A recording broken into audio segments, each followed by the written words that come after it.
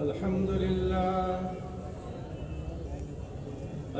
لله نحمده ونستعينه ونستغفره ونؤمن به ونتوكل عليه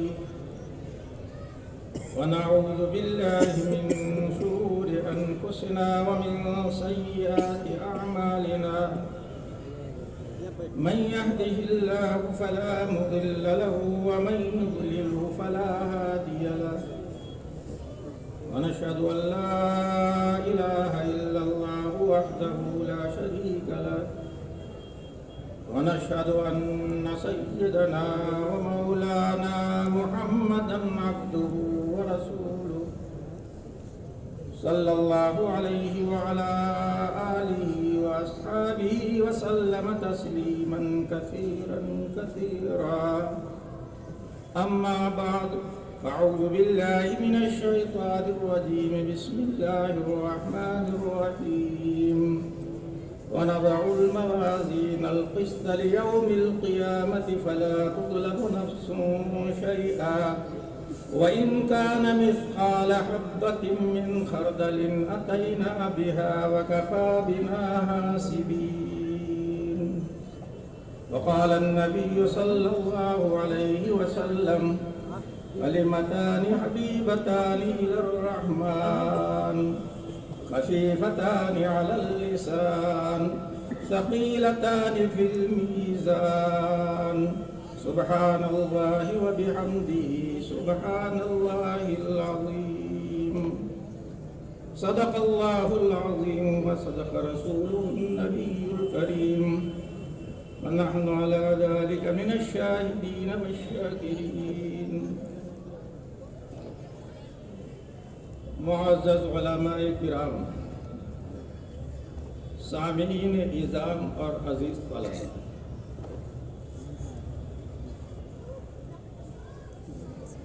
ابھی ہمارے جامعہ کے ایک طالب علم نے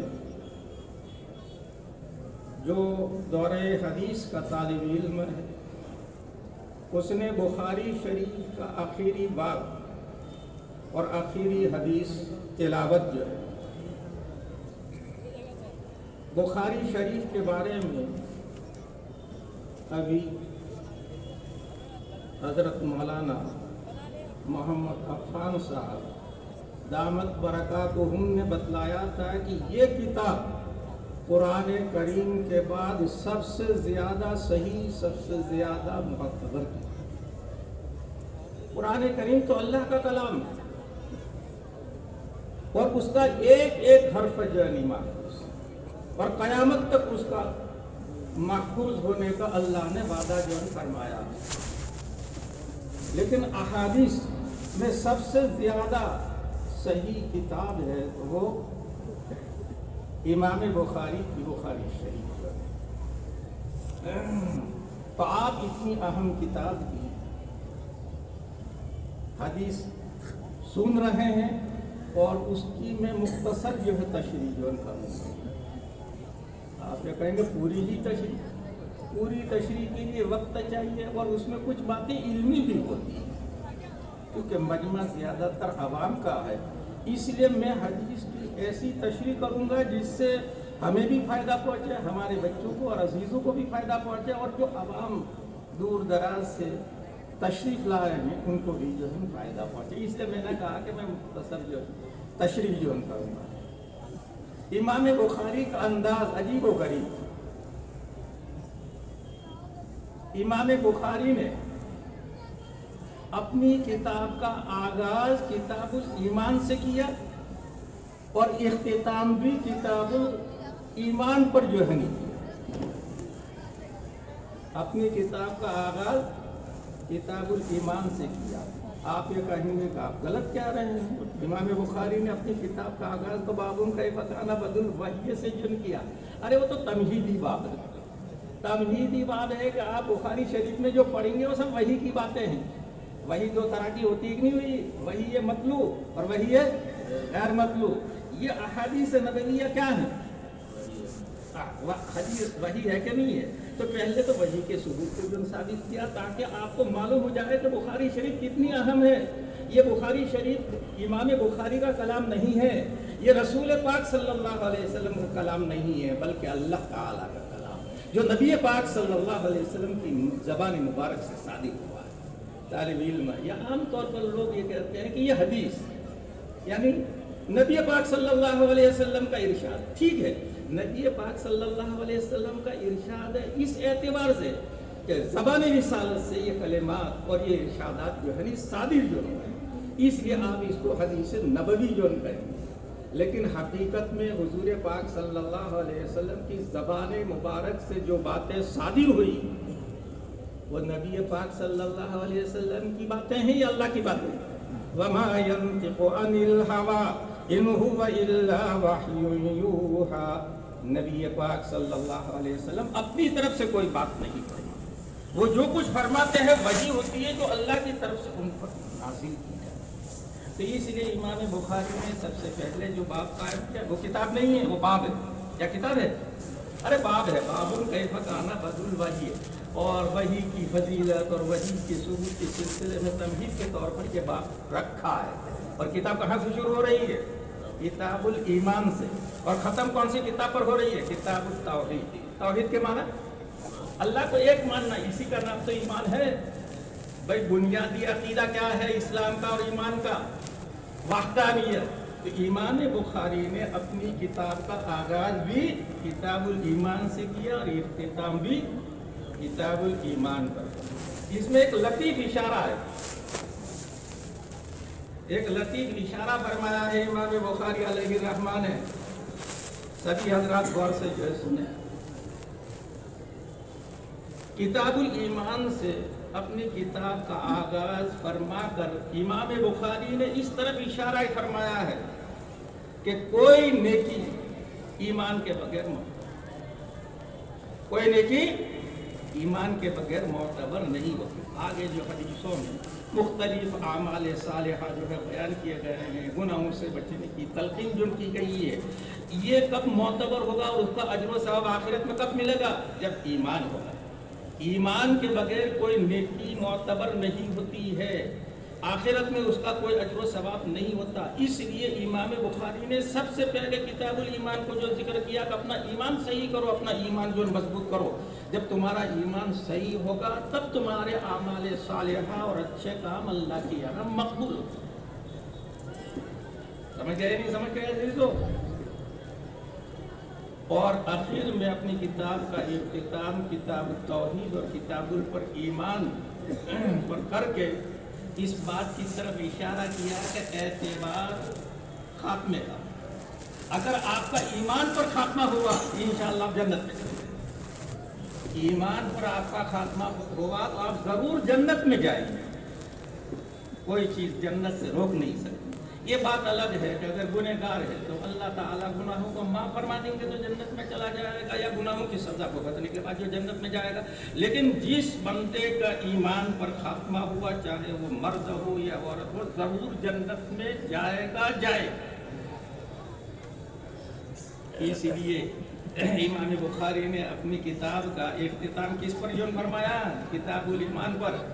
آخری عمل آپ کا ایمان کے ساتھ متصل کیوں ہوگا تو انشاءاللہ آگے کی منزلیں آسان ہو جائیں گی. اور اگر کسی نے پوری زندگی اچھے کام کیے, نیک کام کیے, اور مرنے سے پہلے ایمان سے محروم ہو گیا تو آگے کی منزلیں اس کے لیے بہت زیادہ دشوار اور بہت کٹھن ہو جائیں گی. اس لیے یہ بات یاد رکھنا ہے کہ ہمیں سب سے زیادہ فکر کرنی ہے ایمان کی. ایمان کی اعمال صالحہ کی بھی فکر کرنی ہے کہ ہماری نماز بھی صحیح ہو, روزہ بھی جو صحیح ہو, حج بھی جو صحیح ہو, سب چیزیں صحیح ہونی چاہیے.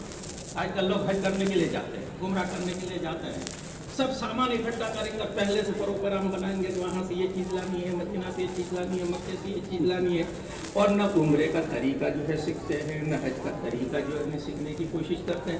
ارے خدا کے بندو, جس کام کے لیے تم جا رہے ہو اس کی فکر کرو. تمہارا حج صحیح ہونا چاہیے, تمہارا عمرہ جو صحیح ہونا چاہیے تھا, تمہارا یہ سفر کامیاب ہوگا. تم نے بہت ساری چیزیں وہاں سے لے آئے لیکن تمہارا عمرہ صحیح نہیں ہوا، تمہارا حج صحیح نہیں ہوا، یہ سفر بتلاؤ کامیاب ہوا یا ناکام ہو گیا؟ وہ بندہ تو جو ناکام ہے۔ اس لیے بزرگ اور بھائیوں، ہمیں ہر عمل کو صحیح کرنے کی فکر کرنی ہے۔ ہمارا ہر عمل، ہماری ہر عبادت سنت کے مطابق ہونی چاہیے، سنت کے مطابق کیوں ہونی چاہیے، اس کی ہمیں فکر کرنی ہے۔ لیکن سب سے زیادہ توجہ کس چیز پر دینی ہے؟ ایمان پر۔ ایمان میں تھوڑی سی بھی کمی آ جائے گی تو خطرہ ہے ایمان کے سلب ہونے کا۔ اس لیے امام بخاری نے سب سے پہلے بھی کتاب الایمان کو ذکر کیا اور آخر میں بھی کتاب الایمان کو ذکر کر کے اشارہ کیا کہ اپنے ایمان کی حفاظت کرنا۔ اپنے ایمان کی جو حفاظت کرنا، تمہارا عقیدہ صحیح ہونا چاہیے، تمہارا عقیدہ اہل سنت والجماعت مطابق ہونا چاہیے۔ اگر تمہارا عقیدہ اہل سنت والجماعت کے مطابق نہیں ہوگا تو تم جنت میں نہیں جا سکتے۔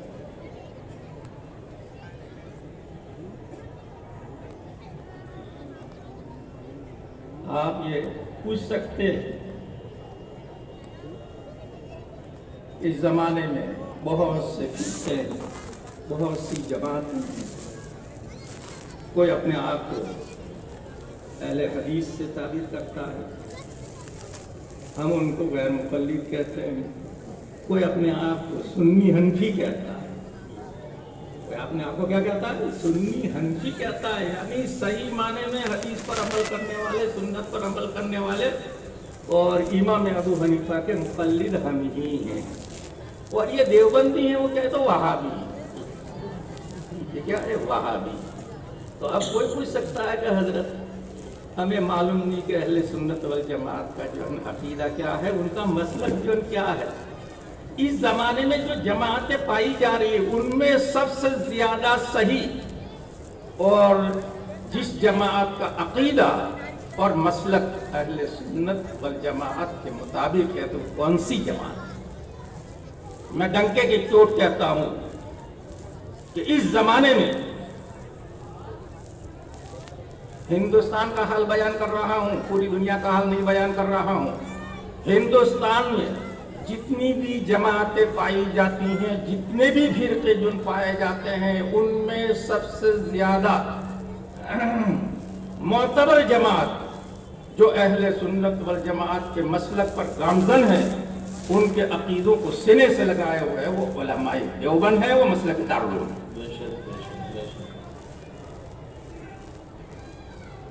بہت سے طالب علم، بہت سے حضرات پوچھتے ہیں کہ بھئی مسلک دارالعلوم کیا ہے؟ مسلک دارالعلوم کیا ہے؟ مختصر سے الفاظ میں سن لو، مسلک دارالعلوم کوئی نیا مذہب نہیں ہے، بلکہ اہل سنت والجماعت کا جو مسلک ہے وہی علماء دیوبند ہے۔ اہل سنت والجماعت کا جو مسلک ہے، جو عقیدہ ہے، وہی علماء دیوبند کا مسلک ہے۔ اسی کو مسلک دارالعلوم دیوبند کہتے ہیں۔ اور ہندوستان میں اس وقت مسلمانوں کی اکثریت علماء دیوبند کے مسلک پر گامزن،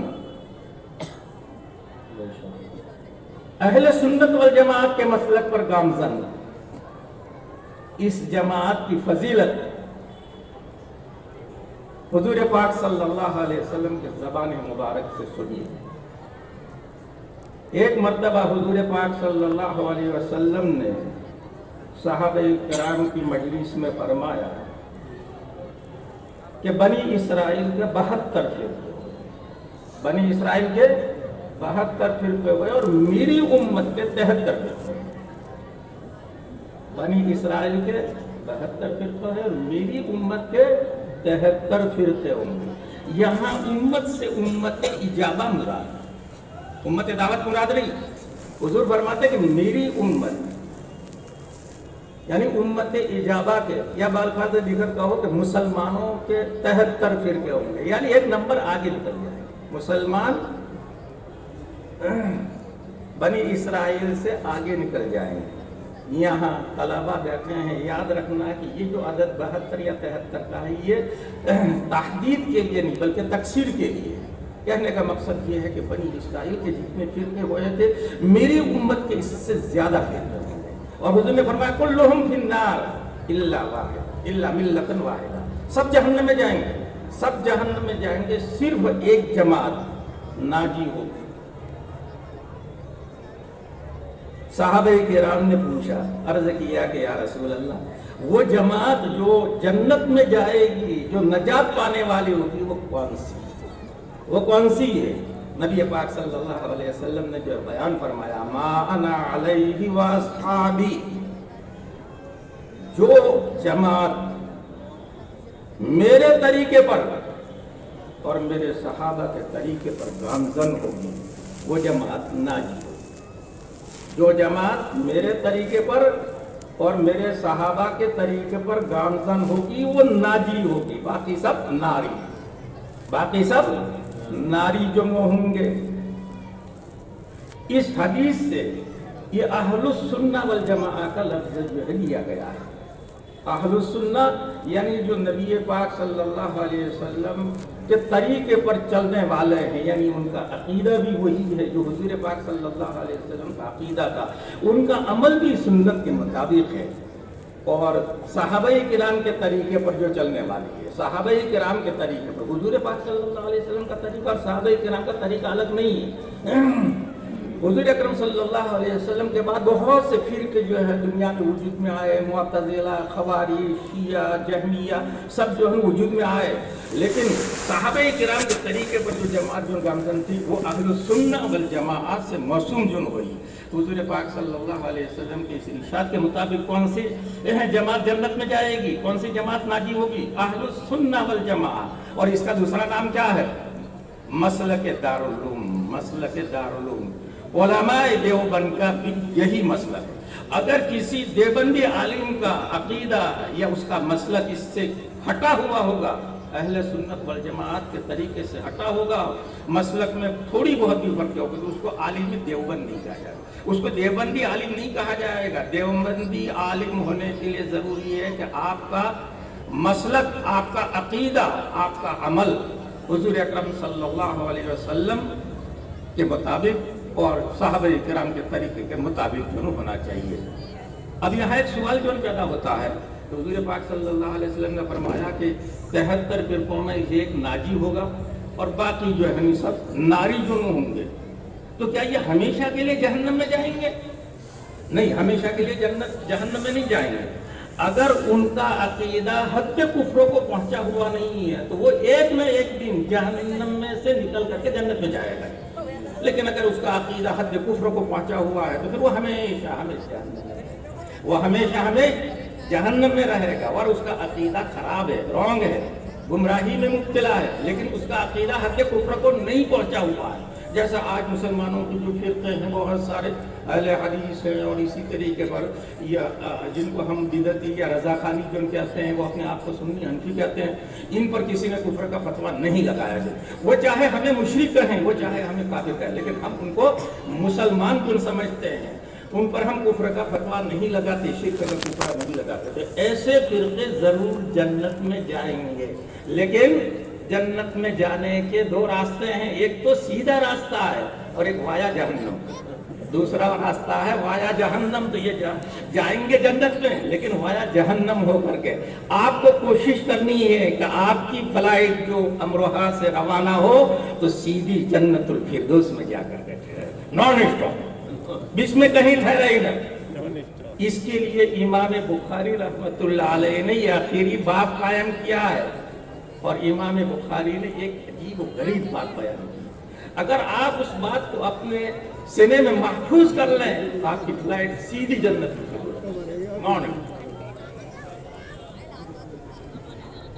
और फिर इमाम बुखारी ने जो बात कही उसकी दो दलीलें पेश की, एक नहीं दो, एक कुरान करीम की आयत और एक नबी पाक सल्लल्लाहु अलैहि वसल्लम की हदीस पाक, दो आयत। वैसे तो बहुत सारी दलीलें हैं, लेकिन सब दलीलें अगर जिक्र करेंगे तो बहुत लंबी किताब हो जाएगी। दावे के लिए दो दलीलें काफी है कि नहीं? इसलिए दो दलीलें पेश की है। दावा क्या किया इमाम बुखारी ने? इमाम बुखारी ने जो आखिरी बाब कायम किया है वो ये है कि बनी आदम के आमाल और अक़वाल तोले जाएंगे। बनी आदम, आप देखें बनी आदम के माना तो है आदम के बेटे, तो मर्दों के अमल तोले जाएंगे और औरतों के अमल नहीं तोले जाएंगे। अरे ये मुहावरा है, बनी आदम बोल करके सिर्फ मर्द मुराद नहीं होते हैं, कहते हैं बनी आदम, आदम अलैहिस्सलाम के बेटे, लेकिन उसमें बेटियां भी जो शामिल होती हैं। तो हमारी बहनें ये ना समझें कि भाई मर्दों का तो हिसाब व किताब होगा, उनके अमाल तोले जाएंगे और हम तो सीधी जन्नत में चले जाएंगे, ये ना समझें। आजकल बहुत सी औरतें आलिमा बनती हैं और बाद मरतबा ये इल्म गुमराही का सबब बन जाता है। अब एक आलिमा ने देखा कि आखिरी बात जो इमाम बुखारी ने कायम किया उसमें तो कहा कि आदम के बेटे उनके अमल तोले जाएंगे, तो बेटों के यानी मर्दों के अमल तोले जाएंगे। हम तो बेटियां हैं, हम आदम अलैहिस्सलाम की बेटियां, हमारा हिसाब व किताब नहीं होगा, हम तो सीधे जन्नत में जाएंगे। इसलिए याद रखो बनी आदम से मुराद इंसान, चाहे मर्द हो या औरत, आमाल तोले जाएंगे। बनी आदम के आमाल तोले जाएंगे यानी इंसानों के आमाल जो तोले जाएंगे, चाहे वो मर्द हो या औरत। फिर एक बात मजीद बतलाई, आमाल में सब कुछ आ गया। आमाल मुख्तलिफ आज़ा से सादिर होने वाले काम होते हैं, हाथ से भी हम काम करते हैं, पैर से भी काम करते हैं, चलते कि नहीं चलते हैं, मस्जिद में चल करके जाते हैं, हर कदम पर एक नेकी लिखी जाती है नहीं लिखी जाती, और एक गुनाह जो मिटता है, ये अमल है। इसी तरीके पर जबान के फैल को भी कौल कहा है। जबान के फैल को क्या कहा जाता है? कौल कहा जाता है। अब बनी आदम के आमाल तोले जाएंगे, इसके बाद अक़वाल के जिक्र करने की कोई जरूरत नहीं। लेकिन आमतौर पर इंसान समझता है कि मैं जो कुछ बोलता हूँ वो जबान से निकल करके हवा मंसूरा हो जाता है, उसका कोई वजूद नहीं, तो हमारी बातों को कहाँ तोला जाएगा। इसलिए इमाम बुखारी ने खास तौर पर कौल का जिक्र किया, यानी तामीम बाद तखसीस है। बनी आदम के अमाल भी तोले जाएंगे और उनकी बातें भी तोली जाएंगी। इसलिए बुजुर्गों और भाइयों, बोलने से पहले 10 मरतबा सोचो। हम आपस में गुफ्तगू करते हैं, खुसूसन जब आपस में मुखासमत भी होती है, झगड़ा होता है, उस वक्त हर शख्स जबान से जो चाहता है वो कह देता है, कोई सोचता नहीं। अरे तेरी जबान से जो बातें निकल रही हैं वो सब नोट हो रही हैं, रिकॉर्ड जो वो हो रही हैं, और क़यामत के दिन तमाम आमाल तोले जाएंगे और तुम्हारी तमाम बातें भी जो सुनी जाएंगी। एक हदीस में नबी पाक सल्लल्लाहु अलैहि वसल्लम ने फरमाया कि इंसान एक बात कहता है और उसको कोई अहम नहीं समझता है, एक बात कहता है और उसको अहम नहीं समझता, हालांकि वो बात अल्लाह के नज़दीक इतनी अहम होती है तो उस बात की वजह से वो सीधा जन्नत में चला जाता है, सीधा जन्नत। और इंसान बाज़ मरतबा एक बात कहता है और उसकी संगीनी से वो वाकिफ नहीं होता है, हालांकि इतनी संगीन होती है कि उस बात की वजह से वो जहन्नम में इतना दूर फेंक दिया जाता है जितना मशरिक और मगरिब के दरमियान में। तो मालूम हुआ कि इंसान की बातें भी तोली जाएंगी, इस पर भी अजर व सवाब होगा और इस पर भी सजा होगी। तो इमाम बुखारी ने आखिरी बात कायम किया कि देखो तुम फारिग होकर के जा रहे हो, अब तुम्हारी नई जिंदगी जो शुरू होगी तो अपनी जबान की भी हिफाजत करना और अपने अमाल को भी देखना कि तुम्हारा अमल शरीयत के मुताबिक है कि नहीं। अगर तुम्हारा अमल शरीयत के मुताबिक होगा तो इंशाअल्लाह आखिरत में खूब अजर मिलेगा, और तुम्हारा अमल शरीयत के खिलाफ होगा तो उससे डरना चाहिए, उससे हमें खौफ जोर करना चाहिए कि कहीं दुनिया में इस पर गिरफ्तार हो जाए या आखिरत में गिरफ्तार हो जाए। बुजुर्ग और भाइयों, याद रखो, इंसान जो काम करता है उसका पूरा बदला या पूरी सजा तो आखिरत में दी जाएगी, पूरा बदला या पूरी सजा आखिरत में दी जाएगी। लेकिन इंसान के आमाल का कुछ सिला दुनिया में भी मिलता है, कुछ सिला दुनिया में भी, अच्छा अमाल का भी कुछ सिला जो है दुनिया में मिलेगा, पूरा नहीं। वइन्नमा तुवफ़्फ़ौना उजूरकुम यौमल क़ियामा, वइन्नमा तुवफ़्फ़ौना उजूरकुम यौमल क़ियामा, तुम्हारा पूरा अजर क़यामत के दिन जाए। लेकिन इसका मतलब नहीं कि दुनिया में नहीं, आप नेक काम करेंगे तो दुनिया में भी उसका जो सिला जो मिलेगा, उसका भी जो सिला जो मिलेगा, और एक नहीं चंद जो है सिला जो मिलेंगे। مثلا حدیث پاک میں جو آتا ہے کہ صلہ رحمی سے 3 فائدے ہوتے ہیں. صلہ رحمی کے 3 فائدے ہیں. ایک تو رزق میں برکت ہوتی ہے, روزی میں برکت ہوتی ہے, عمر میں برکت ہوتی ہے, اور آپس میں محبت بڑھتی ہے, آپس میں محبت بھی بڑھتی ہے. تو معلوم ہوگا کہ اعمال صالحہ کا کچھ ثواب دنیا میں بھی ملتا ہے, لیکن پورا اجر کہاں ملے گا؟ آخرت میں. اسی طریقے پر انسان کوئی غلط کام کرے گا, کوئی گناہ کا کام کرے گا, تو اس کی سزا پوری تو آخرت میں جو ہوگی, لیکن اس کا کچھ سزا دنیا میں بھی. قرآن کریم میں اللہ تعالیٰ فرماتے ہیں وَمَا أَصَابَكُم مِّن مُّصِيبَةٍ فَبِمَا كَسَبَتْ أَيْدِيكُم, تم پر جو مصیبت آتی ہے تمہارے کرتوت پر. وَمَا أَصَابَكُم مِّن مُّصِيبَةٍ فَبِمَا كَسَبَتْ أَيْدِيكُم. معلوم ہوا کہ انسان غلط کام کرتا ہے تو اس کی کچھ نہ کچھ سزا دنیا میں بھی اس کو بھگتنی پڑتی ہے. تو امام بخاری نے یہ بات اس لیے جو قائم کیا کہ آپ فارغ ہو کر کے جا رہے ہیں, اب اپنی زندگی کو جو سنوارنا ہے, اپنے اعمال کو جو ہے دیکھنا ہے کہ تمہارا عمل صحیح ہے کہ نہیں صحیح ہے, جائز ہے کہ نہیں جائز ہے. جائز کام کرنے ہیں اور غلط کاموں سے جو بچنا ہے, اور خاص طور پر زبان کی جو حفاظت کرنا ہے. واقعہ ہم کو اس لیے ذکر کیا خاص طور پر زبان کی. ہم آپس میں بات کرتے ہیں, گفتگو کرتے ہیں, تو گالی گلوچ کے علاوہ کچھ نہیں ہوتا. میں ایک مرتبہ دوا لینے کے لیے گیا, دیوبند میں ایک ڈاکٹر ہے, اب تو بیچارہ بوڑھا ہو گیا, میاں داس, پاکستان سے آیا ہوا ہے, تقسیم کے وقت کا جو پرانا ڈاکٹر ہے, بہت اچھا جو ہے ڈاکٹر. تو میں اس کے یہاں دواخانے میں بیٹھا ہوا تھا, اور سامنے 2 نوجوان بچے مسلمانوں کے لڑ رہے ہیں. ایک کمزور تھا, ایک طاقتور تھا. تو جو طاقتور تھا وہ کمزور کو مارتا تھا, تو گالیاں دیتا تھا, ماں بہن کی گالیاں دیتا تھا. تو وہ ہندو ڈاکٹر ہے, وہ ڈاکٹر وہ کہتا تھا کہ اس کو اور مار, اس کو اور مار. یعنی گالی یہ کسی کو پسند نہیں ہے, لیکن مسلمان کا حال یہ ہے کہ وہ باتوں میں بھی جو ہے گالی گلوچ کرتا ہے, اور سوچتا نہیں کہ میری زبان سے جو چیز نکل رہی ہے, زبان سے نہ بھائی محفوظ ہے, نہ بیوی محفوظ ہے, نہ بیٹا محفوظ ہے. بیوی تو بیچاری سب سے زیادہ جو مظلوم, شوہر کے جی میں جو آئے جو کہہ دے, اور اگر آخر میں کچھ نہ ملے تو 3 ملے, کیونکہ اس کے علاوہ اس کے پاس کوئی بڑا ایٹم بم تو ہے ہی نہیں. یہ 3 طلاقوں والا ایٹم بم ہے, تو جب غصے میں آتا ہے تو 3 طلاق ہے. اب مفتی صاحب کے پاس آیا کہ حضرت مفتی صاحب میں نے 3 طلاقیں دی, میں غصے میں تھا, مجھے پتہ ہی نہیں تھا کہ میں نے کتنی طلاقیں دی. بیوی کہتی ہے یا لوگ کہتے ہیں کہ میں نے, ارے سب کچھ پتا ہے, اور کہتا ہے کہ مجھے پتا نہیں. یہ سب مصیبت کیوں آ رہی ہے دنیا میں؟ یہ مصیبتیں اس لیے آ رہی ہے کہ ہم بولنے میں احتیاط نہیں کرتے.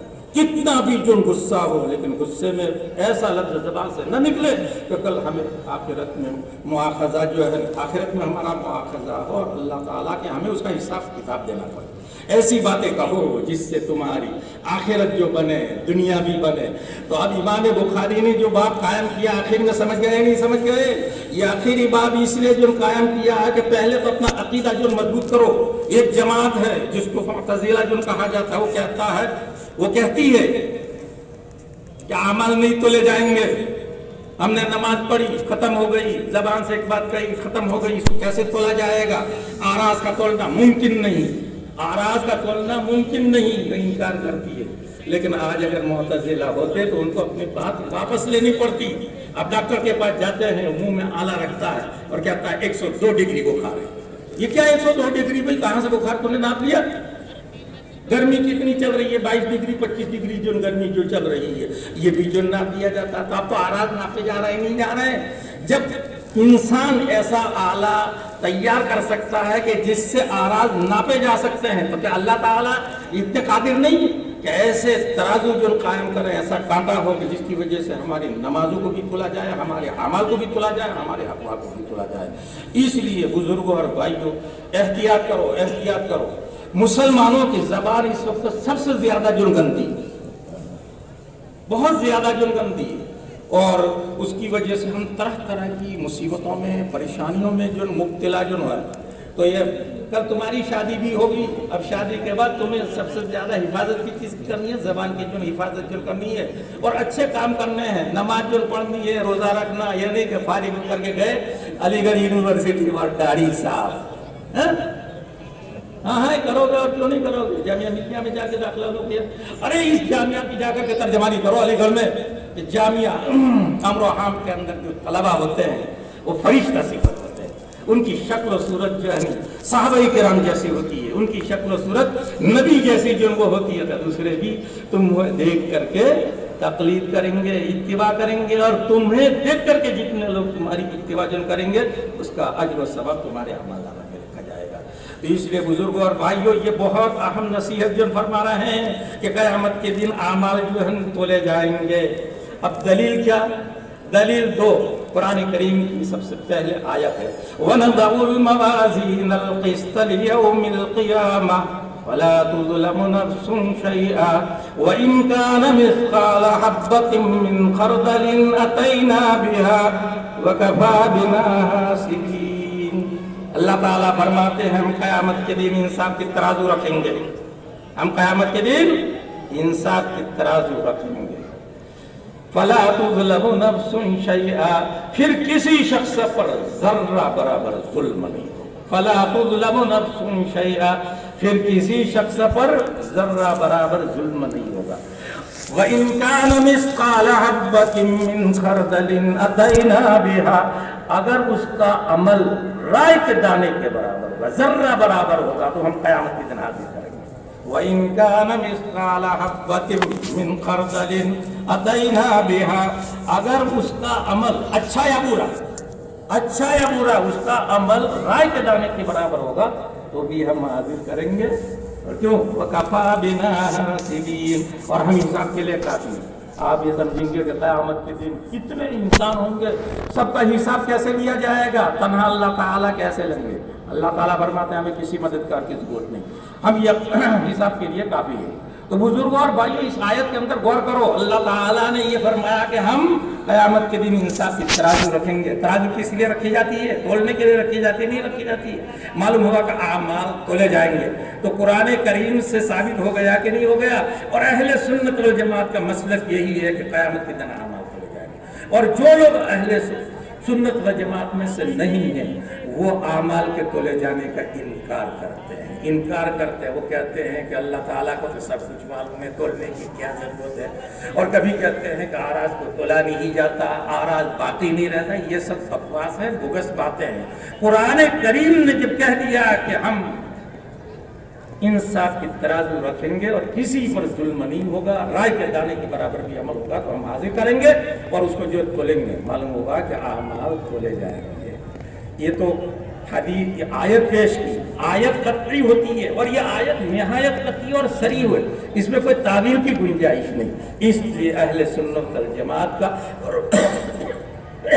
और उलमाए देवबंद का यही मसलक है, इंसान के आमाल तोले जाएंगे, मर्दों के भी आमाल तोले जाएंगे और औरतों की भी। अब नतीजा क्या होगा?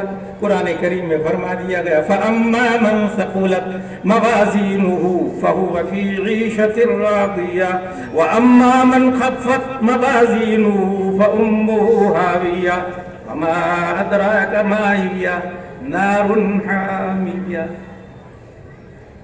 जिसके नेकियों का पलड़ा भारी होगा वो तो बेहतरीन जिंदगी होगा। फअम्मा मन सक़ुलत मवाज़ीनुहु फ़हुव फ़ी ईशतिर रादिया, जिसके नेक आमाल जो नहीं ज्यादा जुर्म होंगे वो तो बहुत खुशी में होगा, ऐश में होगा, आराम में होगा। और जिसके नेक आमाल कम हो गए और गुनाह बढ़ गए, बुराइयां बढ़ गई, उसका ठिकाना जहन्नम है। और जहन्नम क्या है? भड़कती हुई आग है, नारुन हामिया। तो ये फैसला जो है उस दिन जो अल्लाह ताला जो फरमाएंगे, कुरान करीम में सब कुछ जो बयान कर दिया, ये सब आयतें दलील हैं इस बात की कि आमाल तोले जाएंगे। लिहाजा आमाल से पहले खूब जो है सोच लो कि तुम्हारा अमल शरीयत के मुताबिक है कि नहीं।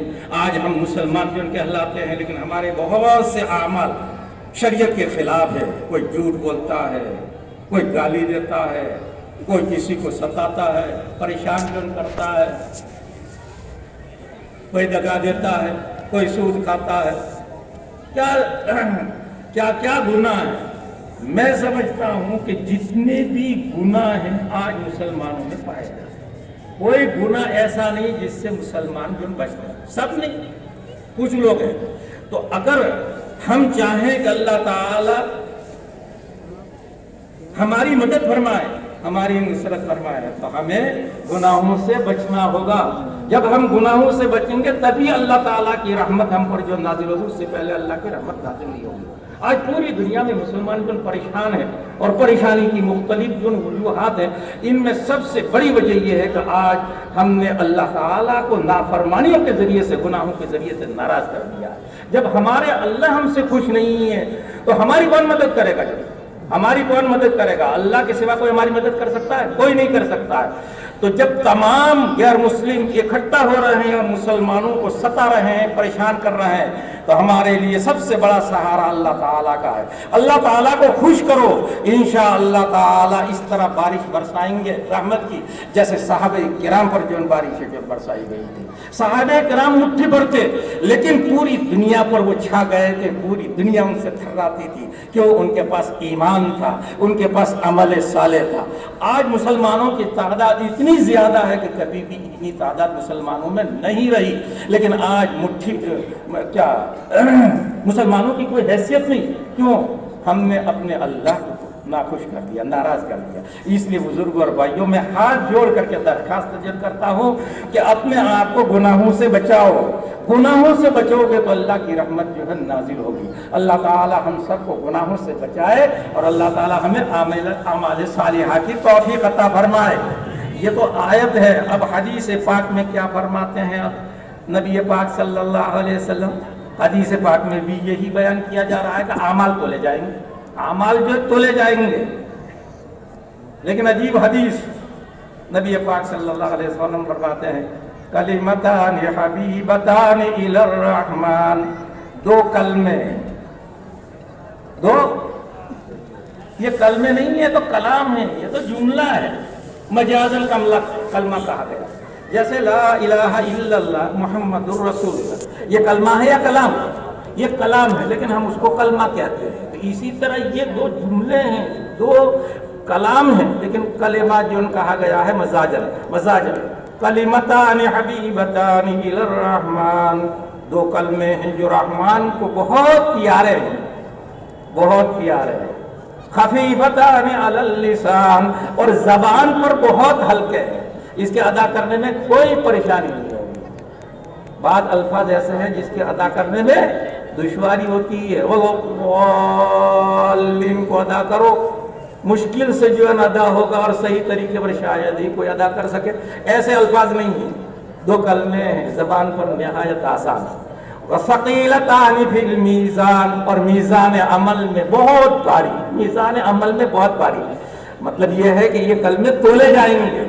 امام بخاری نے کہا نا اعمال بھی تولے جائیں گے اور اقوال بھی تولے جائیں گے، تو قول ہے کہ نہیں؟ یہ سبحان اللہ وبحمدہ سبحان اللہ العظیم، یہ تو اقوال کے قبیل کی جو چیز ہے، تو بہت بھاری جو ہوں گے تو کل میں اس کا مطلب ہے کہ باتوں کو بھی تولا جائے گا۔ باب ثابت ہو گیا کہ نہیں ہو گیا؟ باب جو ثابت ہو گیا۔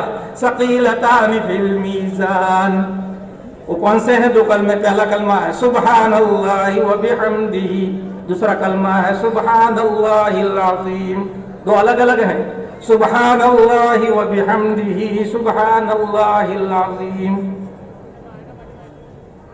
یہ دو کلمے رحمان کو پیارے کیوں ہیں اور میزان میں بھاری کیوں ہیں؟ اس کی وجہ زبان پر ہلکے ہیں، اس کی کوئی دلیل پیش کرنے کی ضرورت نہیں، ہر شخص یعنی تلفظ کر کے دیکھ لے، سبحان اللہ وبحمدہ سبحان اللہ العظیم کے ادا کرنے میں کوئی پریشانی ہوتی ہے؟ کوئی پریشانی نہیں ہوتی۔ دو تین مرتبہ کلمے کو دہراؤ، وہ یاد بھی جو ہو جاتا ہے، تو اس کی تو کوئی دلیل پیش کرنے کی ضرورت نہیں۔ لیکن رحمان کو پیارے کیوں ہیں؟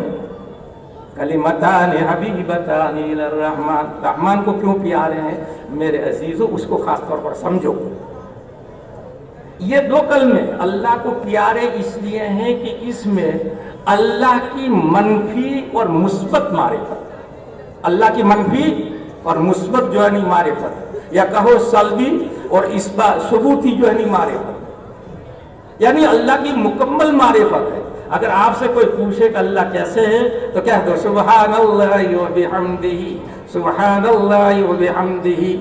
یہ دونوں کلموں کا مطلب یہ ہے، جو مطلب سبحان اللہ و بحمدہ کا ہے وہی مطلب سبحان اللہ العظیم کا ہے. تکرار ہے تاکید کے لیے، تکرار ہے تاکید کے لیے.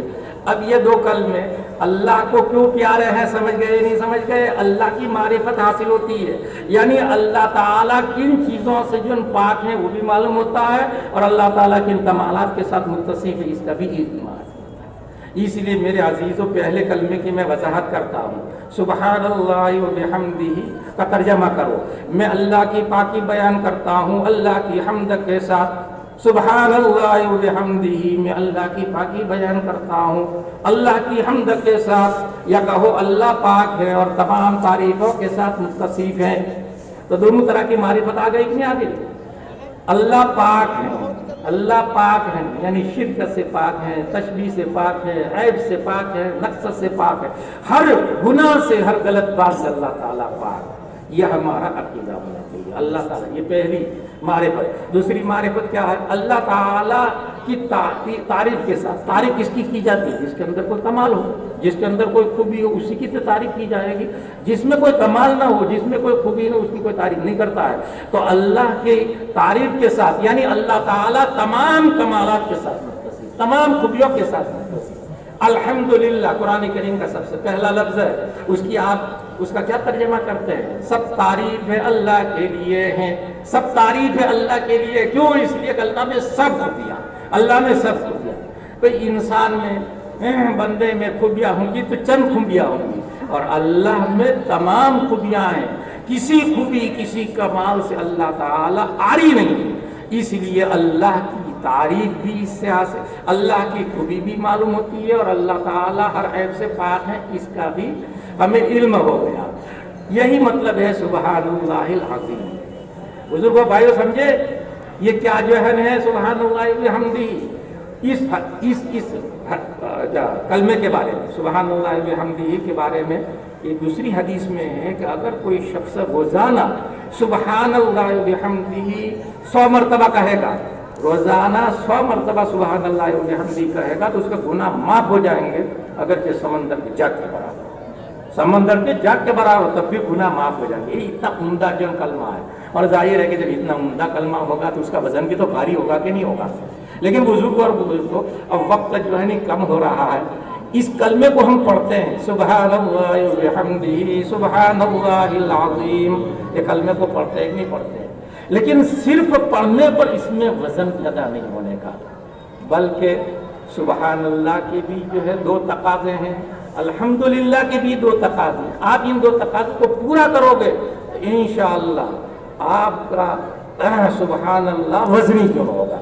یہ 2 تقاضے سمجھ لو. یہی امام بخاری آخر میں نصیحت کرنا چاہتے ہیں عزیز طلباء کو، اور جو بخاری شریف کے درس میں شریک ہیں ان کو امام بخاری جو ہے یہ کہنا چاہتے ہیں کہ اگر تم متقی بننا چاہتے ہو، اگر تم اچھے مسلمان بننا چاہتے ہو، اس کلمے کا ورد شروع کر دو سبحان اللہ و بحمدہ سبحان اللہ العظیم سبحان اللہ و بحمدہ سبحان اللہ العظیم. لیکن صرف زبان سے نہیں، دل کی گہرائیوں سے کہو سبحان اللہ و بحمدہ سبحان اللہ العظیم. اور دل کی گہرائیوں سے کہنے کا مطلب سمجھ رہے نہیں سمجھ رہے؟ اس کا مطلب نہیں سمجھ رہے ہو. سبحان اللہ کی بھی 2 تقاضے ہیں، الحمدللہ کی بھی 2 تقاضے. ان 2 تقاضوں کو پورا کرو تو انشاءاللہ یہ 2 کلمے سب سے زیادہ وزنی ہوں گے، اور اس کی وجہ سے تمہاری بخشش ہو جائے کہ تم سیدھے جنت میں چلے جاؤ گے. اب وہ 2 تقاضے مختصر طریقے میں بیان کرنا چاہتا ہوں. سبحان اللہ کا پہلا تقاضا یہ ہے، سبحان اللہ کے کیا معنی؟ اللہ پاک ہیں، اللہ پاک ہیں، یا میں اللہ کی پاکی بیان کرتا ہوں. یہی تو اب آپ کا عقیدہ اس کے مطابق ہونا چاہیے. جب آپ زبان سے کہہ رہے ہیں کہ اللہ پاک ہے، اللہ پاک ہے، کس چیز سے پاک ہے؟ شرک سے پاک ہے، تشبیہ سے پاک ہے، نقص سے پاک ہے، عیب سے پاک ہے. جب آپ اللہ تعالیٰ کو پاک مانتے ہو تو آپ کا عقیدہ اس کے مطابق ہونا چاہیے نہیں ہونا چاہیے؟ ایک طرف آپ زبان سے کہتے ہیں سبحان اللہ اللہ پاک ہے، اللہ پاک ہے، اور پھر کوئی مصیبت آتی ہے تو اس مزار پر جا کر کے چادر چڑھاتا ہے، اس مزار پر جا کر کے منت مانتا ہے. یہ تو کیا کر رہا ہے؟ یہ سبحان اللہ کا تقاضا ہے؟ سبحان اللہ کا تقاضا نہیں. جب تو نے کہہ دیا کہ اللہ پاک ہے، شرک سے پاک ہے کہ نہیں؟ اللہ کے ساتھ کسی کو شریک نہیں کرنا ہے. بتلاؤ حاجت روا کون؟ مشکل کشا کون؟ انسان کی مدد کرنے والا کون؟ اللہ ہے. تو جب آپ مصیبت میں پھنستے ہیں اس وقت کیوں مزاروں کے چکر میں پھرتے ہیں؟ یہ اولیاء ہیں، یہ اولیاء ہیں، اونچے درجے ہیں اللہ کے یہاں ان کے، لیکن یہ حاجت روا نہیں، یہ مشکل کشا نہیں ہے. اب اگر کوئی شخص سبحان اللہ بھی کہتا ہے اور دوسری طرف شرک کرتا ہے، وہ کسی بزرگ سے، کسی ولی سے جا کر کے منت ماننا، یہ تو ناجائز اور حرام اور شرک ہے کہ نہیں ہے؟ آج مسلمان ایک طرف سبحان اللہ صبح سے شام تک تسبیح پڑھتا ہے، اور جب کوئی مصیبت آتی ہے تو اس مزار کی طرف چکر لگاتا ہے، یہاں جا کر کے دیکھ چڑھاتا ہے، وہاں جا کر کے دیکھ چڑھاتا ہے، اور سمجھتا ہے کہ میری مراد جو پوری ہو جائے. ارے خدا کے بندے، مسجد میں آپ 2 رکعت نماز پڑھ کر کے اللہ سے دعا مانگ، اللہ تعالیٰ ڈائریکٹ جو ہے تیری دعا جو سنیں گے. کوئی دیکھ چڑھانے کی ضرورت نہیں ہے، کوئی چادر چڑھانے کی ضرورت نہیں، کوئی منت ماننے کی ضرورت نہیں. اللہ تعالیٰ تیری مصیبت کو دور کریں گے. تو آج ہم سبحان اللہ تو کہتے ہیں، لیکن ہمارا عقیدہ اس کے مطابق نہیں. اگر ہمارا عقیدہ اس کے مطابق نہیں ہے تو سبحان اللہ سے کوئی فائدہ نہیں ہوگا. جیسے ایک شخص لا الہ الا اللہ پڑھتا ہے، ایک غیر مسلم لا الہ الا اللہ پڑھتا ہے، لیکن اس کا عقیدہ صحیح نہیں، وہ اللہ کو ایک نہیں مانتا، تو بتلاؤ یہ لا الہ الا اللہ اس کو کوئی فائدہ پہنچائے گا؟ کوئی. جبکہ حدیث پاک میں ہے کہ من قال لا الہ الا اللہ دخل الجنہ، جو لا الہ الا اللہ کہے گا وہ سیدھا جنت. یہ کب؟ جب آپ کا عقیدہ اس کے مطابق ہو، آپ اللہ کے سوا کسی کو معبود نہ مانو اور زبان سے کہو لا الہ الا اللہ، آپ صرف اللہ کی عبادت کرو، اس کے علاوہ کسی کی عبادت نہ کرو، تو لا الہ الا اللہ آپ کو کہاں پہنچائے گا؟ جنت میں پہنچائے گا. اسی طرح جو سمجھنا چاہیے کہ سبحان اللہ کا پہلا تقاضا یہ ہے کہ آپ کا عقیدہ اس کے مطابق ہو. اگر آپ کا عقیدہ رانگ ہے، آپ کے عقیدہ خراب ہے، تو بزرگ اور بھائیوں سبحان اللہ قیامت کے دن آپ کے خلاف حجت پر کھڑا ہوگا. وہ کہے گا کہ بندہ مجھے کیا رہا تھا سبحان اللہ، لیکن دوسری طرف جا کر کے جو قبر کو سجدہ کرتا تھا، کسی مزار پر جا کر کے مراد مانگتا تھا.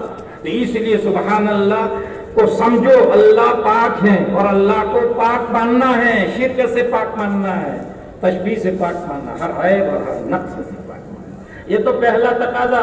بزرگ کو سمجھے نہیں سمجھے؟ آپ کا عقیدہ. آج بہت سے مسلمان ہیں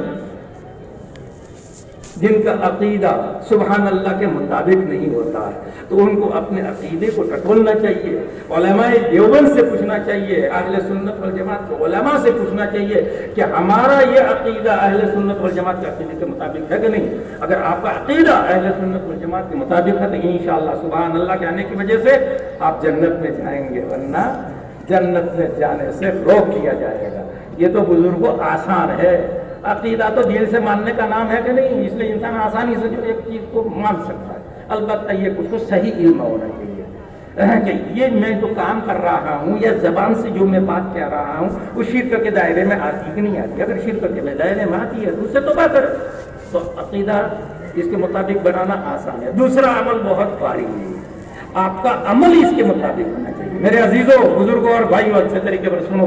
سبحان اللہ کا دوسرا تقاضا کیا ہے؟ آپ کا عمل اس کے مطابق ہونا چاہیے. جب آپ کہتے ہیں اللہ پاک ہے، اللہ پاک ہے، تو پھر تو گندے کام کیوں کرتا ہے؟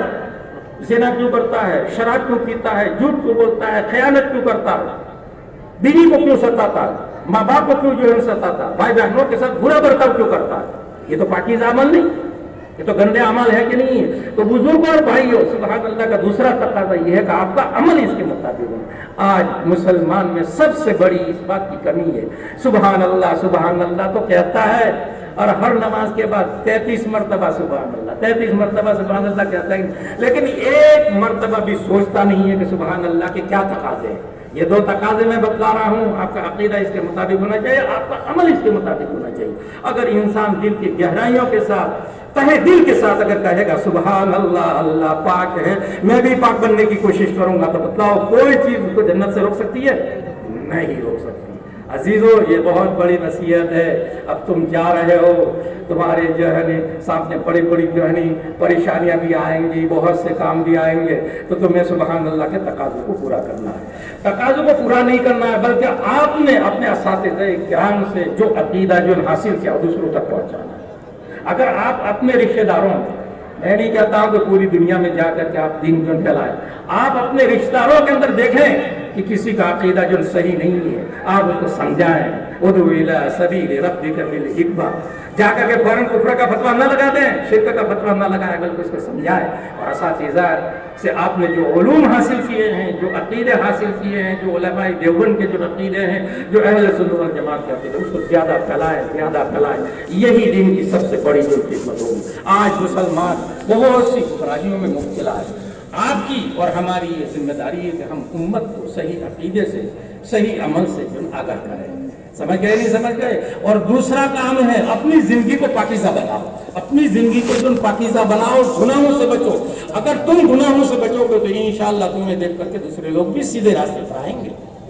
آج ہم رومال جو ہے باندھتے ہیں, پگڑی باندھتے ہیں, نیچے نیچے کرتے پہنتے ہیں, لیکن بہت سی مرتبہ ہمارے کام خلاف شرع ہوتے ہیں.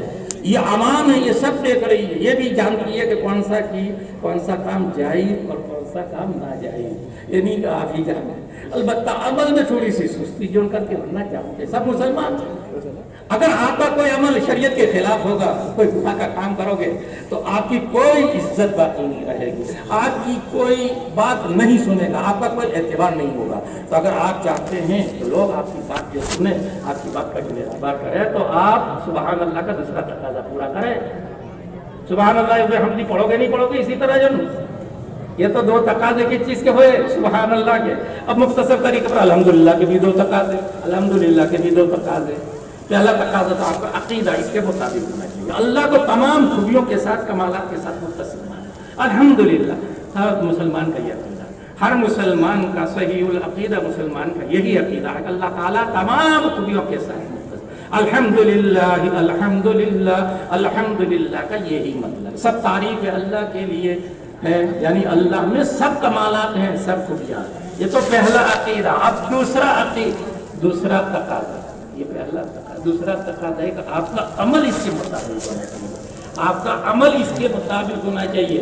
جب اللہ تعالی تمام خوبیوں کے ساتھ متصف ہے, ایک حدیث میں ہے تخلقوا باخلاق, اللہ کی خوبیاں اپنے اندر پیدا کرو, تو تمہیں بھی تو کچھ کمالات حاصل کرنے کے نہیں کرنے ہیں, تمہیں بھی کمالات جو حاصل کرنے ہیں. یہ نہیں کہ جاہل جو رہو, علم دین جو حاصل کرو اور عمل کرو. یہ الحمدللہ کا تقاضا. الحمدللہ کا دوسرا تقاضا سمجھے نہیں سمجھے؟ اپنے اندر کمالات پیدا کرو, اپنے اندر کمالات پیدا کرو.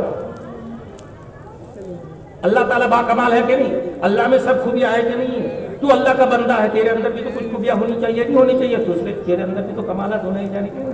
تو اپنے اندر کمالات جو پیدا کرو. اور کمالات دو ہی, کمالات کتنے ہیں؟ علمی اور عملی. علمی اور عملی. آپ ایک شخص تہجد کی نماز پڑھتا ہے, اس کی سب لوگ تعریف کریں گے نہیں کریں گے؟ کیوں؟ اس کا عمل اچھا ہے, عملی اعتبار سے جو ہے وہ اچھا ہے, اس لیے اس کی تعریف جو کرتے ہیں.